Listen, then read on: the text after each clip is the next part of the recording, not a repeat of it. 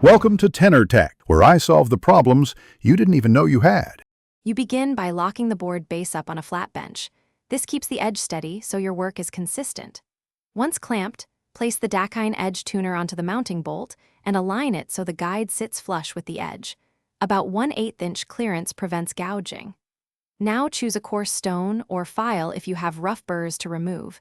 You want to touch only damaged metal first, because removing too much will change your edge geometry.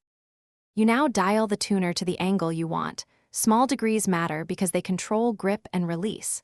Once set, make long, even strokes along the edge from tip toward tail.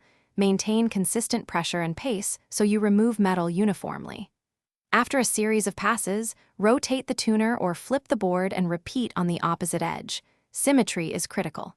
If you need finer touch, switch to a finer stone and reduce pressure so you refine the bevel without overfiling. Finish by removing the burr. You want a clean, sharp, and smooth edge so it tracks predictably.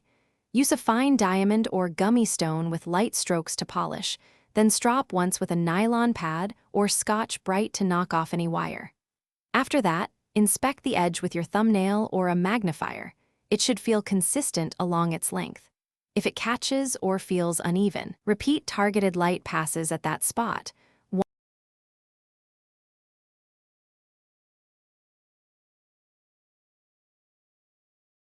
Thanks for watching. Subscribe to keep your life in tune.